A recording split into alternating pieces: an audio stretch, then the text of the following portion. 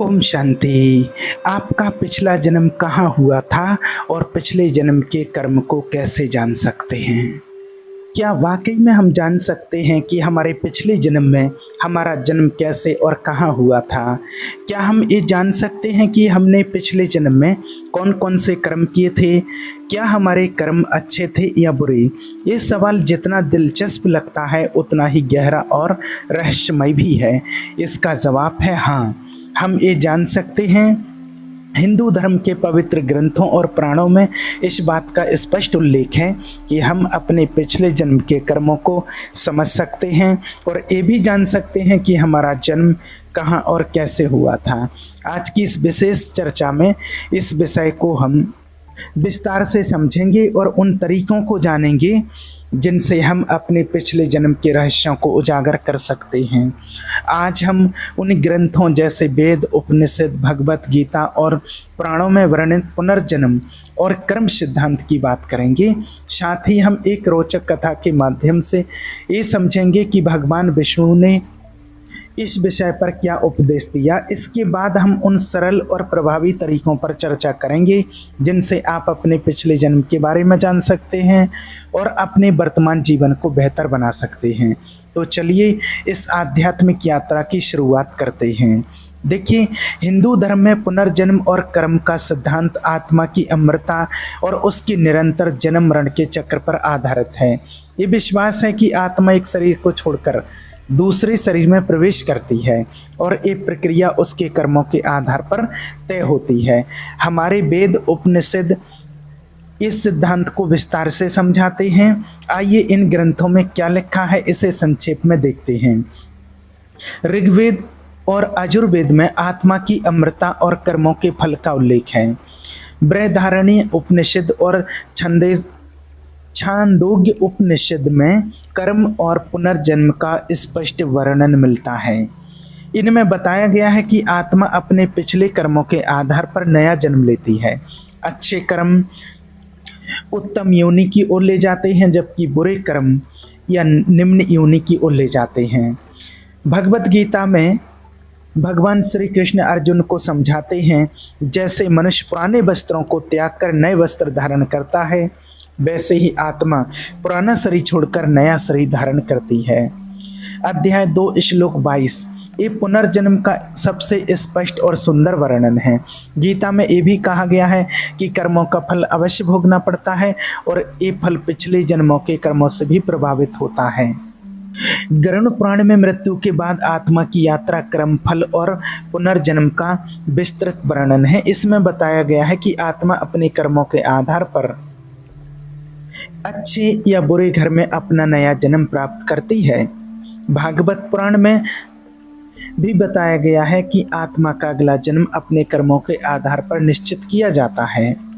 इन ग्रंथों से स्पष्ट है कि हिंदू धर्म में पिछले जन्म और कर्मों का गहरा महत्व है। लेकिन सवाल ये है कि क्या हम वाकई अपने पिछले जन्मों को जान सकते हैं और यदि हाँ तो कैसे?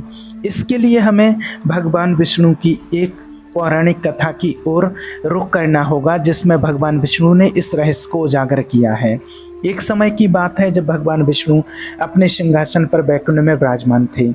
उनके प्रिय भक्त और वाहन गरुड़ उनके समक्ष खड़े थे। गरुड़ ने बड़े ही विनम्र भाव से भगवान से प्रश्न किया, हे प्रभु, मनुष्य अपने कर्मों के आधार पर अच्छा या बुरा जन्म प्राप्त करता है, ये तो मैं समझ गया, लेकिन क्या कोई मनुष्य ये जान सकता है कि उसने अपने पिछले जन्म में कौन कौन से कर्म किए थे? क्या वो ये समझ सकता है कि उसका जन्म कहाँ और कैसे हुआ था? यदि हाँ तो वह यह कैसे जान सकता है? भगवान विष्णु मुस्कुराए और बोले, हे गरुड़, तुमने बहुत ही सुंदर प्रश्न किया है। इस सवाल हर उस आत्मा के मन में उठता है जो अपने जीवन के गूढ़ रहस्यों को जानना चाहती है। मैं आज तुम्हें इस रहस्य को समझाऊंगा, लेकिन पहले एक कथा सुनो। इस कथा को ध्यान से सुनो क्योंकि ये तुम्हें कर्म, पुनर्जन्म को और पिछले जन्म के रहस्य को समझने में मदद करेगी। प्राचीन काल में एक राजा थे जिनका नाम था अमरसेन। वे बड़े धर्मी और पराक्रमी थे। उनके राज्य में प्रजा सुखी थी और राजा हमेशा धर्म के मार्ग पर चलते थे।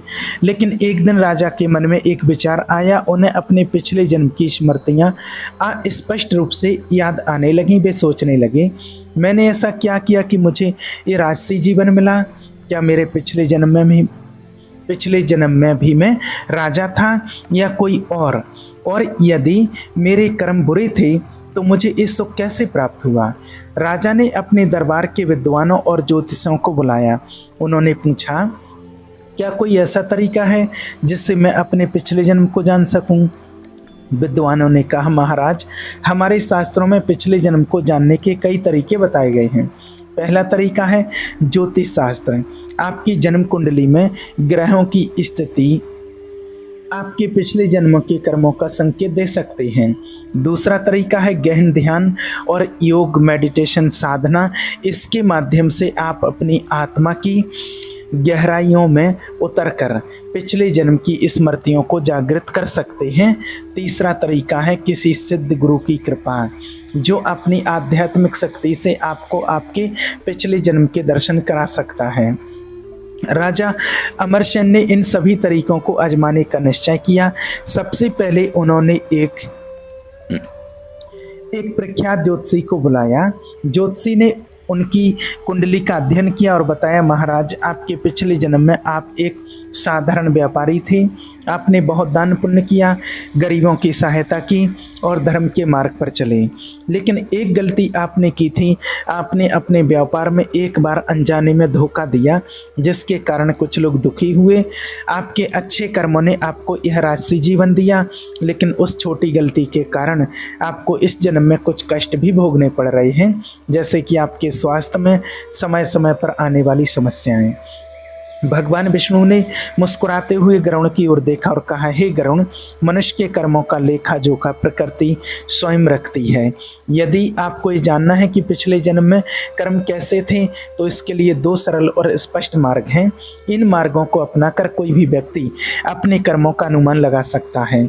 ये मार्ग न केवल पिछले जन्म के कर्मों को समझने में मदद करते हैं, बल्कि ये भी बताते हैं कि हम अपने वर्तमान जीवन को कैसे बेहतर बना सकते हैं। ये जीवन कर्मों का एक दर्पण है, जो हमें हमारे अतीत और भविष्य की एक झलक देता है। पहला मार्ग, वर्तमान जीवन का दर्पण। पहला मार्ग ये है कि आप अपने वर्तमान जीवन को ध्यान से देखें। आपके जीवन में कितना सुख है, कितना दुख है, कितनी बीमारियां आपको घेरे हुए हैं, कितनी परेशानियां आपके सामने आ रही हैं। क्या आपका जीवन कष्टों से भरा हुआ है या आप सुख और शांति में जी रहे हैं? शास्त्रों और पुराणों में ये स्पष्ट रूप से लिखा है कि हमारा वर्तमान जीवन हमारे पिछले जन्म के कर्मों का फल है। यदि आपका वर्तमान जीवन दुख, रोग और परेशानियों से भरा हुआ है, तो इस बात का संकेत है कि आपके पिछले जन्म के कर्म शायद उतने शुभ नहीं थे। शास्त्रों में कहा गया है कि कर्मों का फल हमें अवश्य भोगना पड़ता है। ये प्रकृति का नियम है, जिसे कोई भी बदल नहीं सकता। जैसे एक किसान जो बीज बोता है, वैसा ही फल पाता है। यदि उसने अच्छे बीज बोए तो उसे अच्छी फसल मिलेगी, लेकिन उसने खराब बीज बोए तो फसल भी खराब होगी। ठीक उसी तरह हमारे कर्म बीज हैं और हमारा जीवन उसकी फसल। यदि आप आज कष्ट भोग रहे हैं, तो ये आपके पिछले जन्म के कर्मों का परिणाम हो सकता है। उदाहरण के लिए, यदि कोई व्यक्ति बार बार बीमार पड़ता है, आर्थिक तंगी से जूझ रहा है या रिश्तों में बार बार असफलता मिल रही है, तो यह संभव है कि उसने पिछले जन्म में कुछ ऐसे कर्म किए हों जिनका फल उसे अब भोगना पड़ रहा है। शास्त्र कहते हैं, जैसी करनी वैसी भरनी। ये नियम अटल है, लेकिन इसका ये मतलब नहीं है कि हमें निराश हो जाना चाहिए। वर्तमान जीवन हमें एक अवसर देता है कि हम अपने कर्मों को सुधारें, और परमात्मा ने भी हमें यही डायरेक्शन दिया है कि अभी वर्तमान में अपने कर्मों को सुधार करके अपने भविष्य को उज्जवल और श्रेष्ठ बना सकते हो। ये आपके हाथ में है, और अपने भविष्य को बेहतर बनाएं। दूसरा मार्ग वर्तमान कर्मों का विश्लेषण। दूसरा मार्ग और भी रोचक और गहरा है। भगवान विष्णु ने गरुड़ से कहा, हे गरुण, यदि तुम पिछले जन्म के कर्मों को समझना चाहते हो तो अपने वर्तमान जीवन के कर्मों को देखो। ये सुनने में सरल लगता है लेकिन इसका अर्थ बहुत गहरा है। हमारे वर्तमान कर्म हमारे पिछले जन्म के कर्मों का एक प्रतिबिंब हो सकते हैं। यदि हम अपने वर्तमान जीवन में किए जा रहे कार्यों का विश्लेषण करें तो हमें ये समझ आ सकता है कि हमारी प्रवृत्तियां और आदतें कैसी हैं। उदाहरण के तौर पर यदि आप अपने होश में चेतन अवस्था में जानबूझकर गलत कार्य करते हैं, जैसे किसी को धोखा देना, किसी का दिल दुखाना, किसी का पैसा हड़प लेना, किसी कमजोर को सताना या किसी को गाली देना, तो ये दर्शाता है कि आपकी प्रवृत्ति में कुछ कमी है।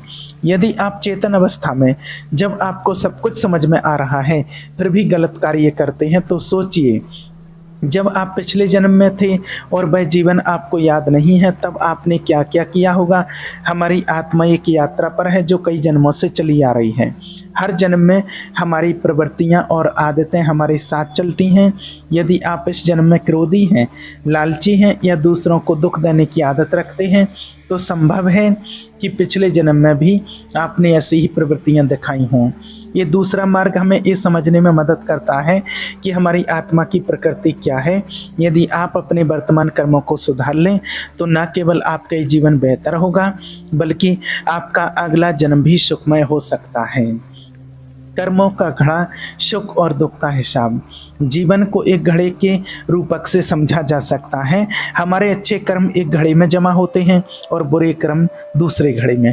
जब तक अच्छे कर्मों का घड़ा भरा रहता है जब तक हमारा जीवन सुखमय रहता है, लेकिन जैसे ही एक घड़ा खाली होता है बुरे कर्मों का घड़ा प्रभावी होने लगता है। प्रकृति बहुत धैर्यवान है, वो इंतजार करती है कि कब आपके अच्छे कर्मों का फल समाप्त हो और फिर बुरे कर्मों का हिसाब शुरू होता है। मान लीजिए कोई व्यक्ति 70 साल तक सुखी जीवन जीता है, उसे कोई बीमारी नहीं, कोई आर्थिक परेशानी नहीं और रिश्तों में भी कोई दुख नहीं। वो सोचता है कि उसका जीवन बहुत अच्छा है, लेकिन मान लीजिए 70 साल की उम्र में उसके अच्छे कर्मों का घड़ा खाली हो जाता है। अब अगर वो 71वें साल में प्रवेश करता है तो उसके बुरे कर्मों का फल शुरू हो सकता है, लेकिन अगर वो 70 साल की उम्र में मर जाता है तो क्या होगा? क्या वो बुरे कर्मों के फल से बच गया? नहीं। प्रकृति का नियम ऐसा नहीं है। अगले जन्म में वह उन बुरे कर्मों का फल भोगेगा। कभी कभी लोग कहते हैं मैं तो अभी बच्चा हूँ, मेरे साथ इतनी परेशानियाँ क्यों हैं? इसका जवाब ये है कि ये परेशानियाँ आपके पिछले जन्म के कर्मों का फल हो सकती हैं। प्रकृति कभी भेदभाव नहीं करती, वो केवल आपके कर्मों का हिसाब रखती है।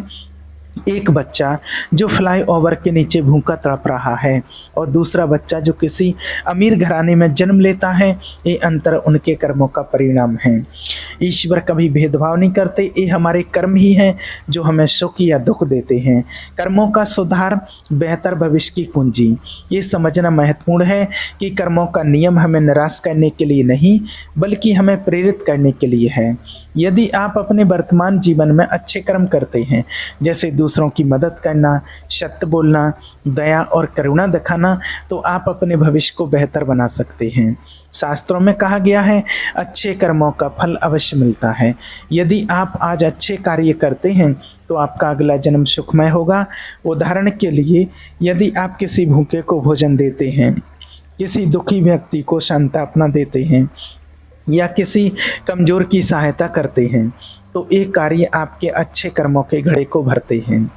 एक घड़ा जितना भरेगा उतना ही आपका जीवन सुख और शांति से भरा रहेगा।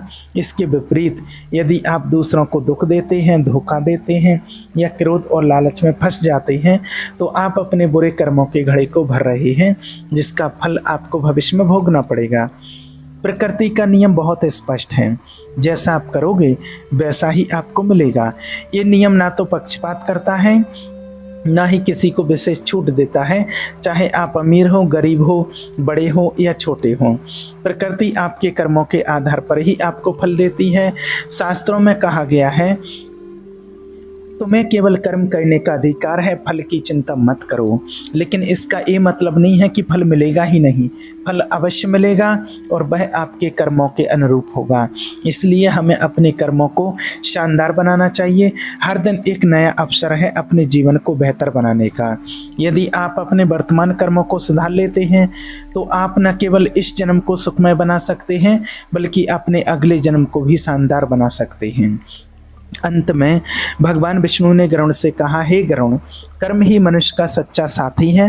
ये न कभी धोखा देता है न कभी छोड़ता है। मनुष्य को चाहिए कि वह अपने कर्मों को शुद्ध और शानदार बनाए ताकि उसका जीवन सुख और शांति से भरा रहे। हमारा जीवन एक यात्रा है जिसमें हर कर्म एक कदम है। यदि हम सही दिशा में कदम उठाते हैं तो हमारा गंतव्य सुखमय होगा, लेकिन यदि हम गलत रास्ते पर चलते हैं तो हमें दुख और कष्ट भोगने पड़ सकते हैं। इसलिए अपने कर्मों को सुधारें, दूसरों के लिए अच्छा करें और प्रकृति के नियम के साथ सामंजस्य बिठाएं। यही जीवन का सच्चा रहस्य है। ये सुनकर राजा को आश्चर्य हुआ। उन्होंने फिर एक योगी की शरण ली और गहन ध्यान शुरू किया। कई महीनों की साधना के बाद राजा को अपने पिछले जन्म के कुछ दृश्य दिखाई देने लगे। उन्होंने देखा कि वे एक छोटे से गांव में एक व्यापारी के रूप में रहते थे। उन्होंने गरीबों को भोजन बांटा, मंदिर बनवाए, लेकिन एक बार अनजाने में एक गलत सौदा कर दिया जिससे कुछ लोगों को नुकसान हुआ। इस स्मृति ने राजा को अपने वर्तमान जीवन के कष्टों का कारण समझने में मदद की। अंत में राजा ने एक सिद्ध गुरु की शरण ली। गुरु ने अपनी आध्यात्मिक शक्ति से राजा को उनके पिछले जन्म के पूर्ण दर्शन कराए। राजा ने देखा कि उनके कर्मों का लेखा जोखा यमलोक में रखा गया है और उनके अच्छे कर्मों का घड़ा अभी भरा हुआ है, जिसके कारण उन्हें यह राजसी जीवन मिला। लेकिन गुरु ने यह भी चेतावनी दी, हे राजन, अब तुम्हें अपने वर्तमान कर्मों पर ध्यान देना होगा। यदि आप अब भी धर्म के मार्ग पर चलोगे तो अगला जन्म और भी उत्तम होगा, लेकिन यदि तुम अहंकार या लोभ में पड़ गए तो अगले जन्म में आपको कष्ट भोगना पड़ सकता है। भगवान विष्णु ने गरुड़ से कहा, हे गरुड़, राजा अमरशन की कथा से समझो कि पिछले जन्म को जानना संभव है, लेकिन उससे भी महत्वपूर्ण है अपने वर्तमान कर्मों को शुद्ध करना। मनुष्य अपने पिछले जन्म को ज्योतिष, ध्यान और सिद्ध गुरु की कृपा से जान सकता है, लेकिन सच्चा ज्ञान ये है कि आप अपने वर्तमान जीवन को देख करके और अपने पिछले कर्मों का अनुमान लगा सकते हो। वर्तमान समय में जो सुख और दुख मिल रहा है वो पिछले जन्म के ही कर्मों का फल होता है। तो इससे भी हम अंदाज़ा लगा सकते हैं कि पिछले जन्म में हमारे कर्म कैसे थे और वर्तमान में अपने कर्मों को सुधार करके हम आने वाले जीवन में और आने वाले भविष्य को हम श्रेष्ठ बना सकते हैं। ओम शांति।